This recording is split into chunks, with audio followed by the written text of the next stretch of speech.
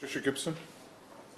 Thank you, Mr Chair. And I want to begin by thanking the honourable member for Birkenhead for bringing this debate forward. I know and very much appreciate the fact that he has a long-standing interest in this issue. Now, it's quite easy for me to sum up today because we haven't had very many speakers, unfortunately. But the reason why I wanted to become involved in this debate is because I grew up as the youngest of 8 children. My father died when I was a baby, I was 9 months old, and my mother was widowed with no support whatsoever.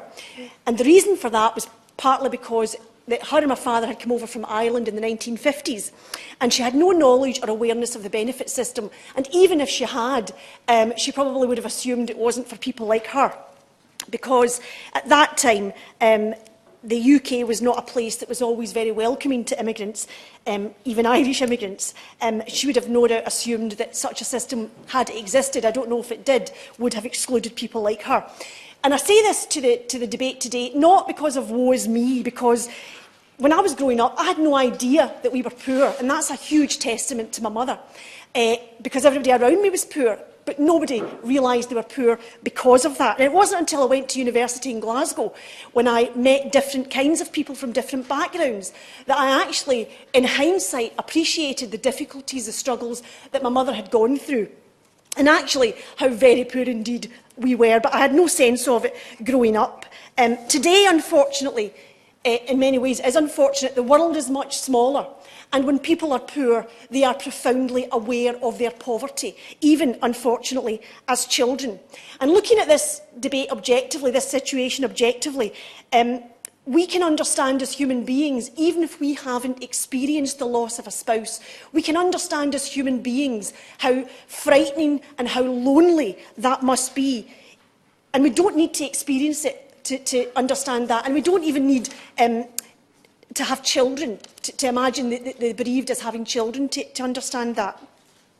We can appreciate, though, as well, that if you have children and you're bereaved very often suddenly and unexpectedly, how difficult and challenging that is, where every day, despite the awful event, despite the despair, the terror, the uncertainty, the instability, that you have to keep putting one foot in front of the other every single day to make life as normal as possible, as normal as it can be for you and your children after such a tragic loss.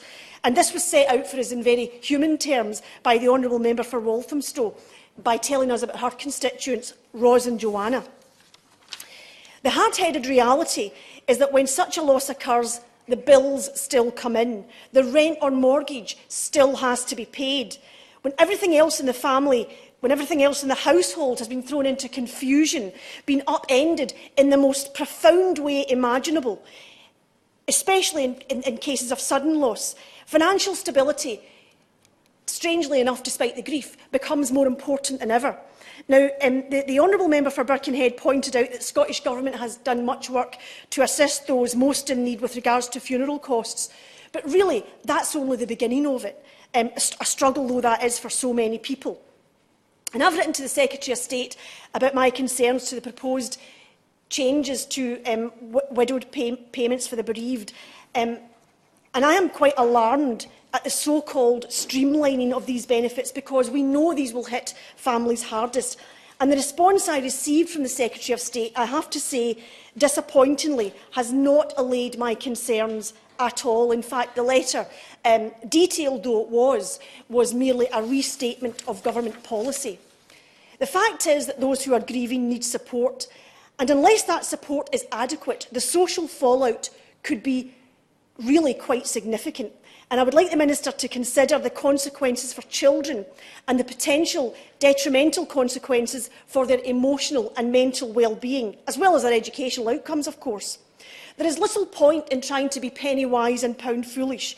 The bereaved need time, and this varies from person to person, to emerge from the fog, the bewilderment, the shock and disbelief, as well as the pain of grief that the loss of a close loved one brings with it. And how much worse is that for children? With cash payments being limited to 18 months, grief has in effect been given a sell-by date. If only, Mr Chair, if only grief was like that. At such times, Parents need to be around to support, to listen, to help their children make some kind of sense of the irreplaceable loss they have suffered. And that's where bereaved parents need to be. It's where they ought to be, not stuck in the office or on the shop floor, having to put in extra hours to make up for the income shortfall due to the death of their spouse, hoping friends and neighbours will step in.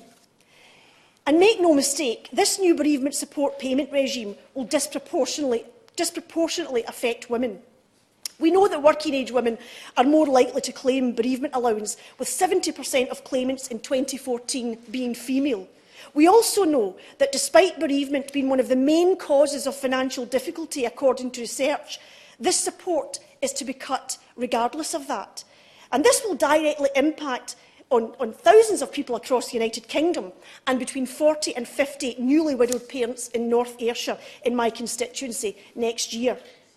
Those with children will be hardest hit by these changes, and it seems that families could lose up to £12,000 a year, and a working-age parent with children could lose even more, approximately £23,500 on average.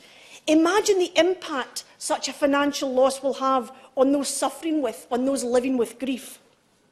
Now, the government insists that these changes are not about saving money. But DWP forecasts savings of £100 million a year because of these changes. If it's not about saving money, why not redistribute these savings to make sure that fewer families are worse off? Because currently, under these changes, 75% of families will be worse off. In addition, another cause for concern is that the link between bereavement payments and inflation will be broken, despite the benefit being intended to support the additional costs of bereavement. Well, that can't happen if it gradually loses its value over time.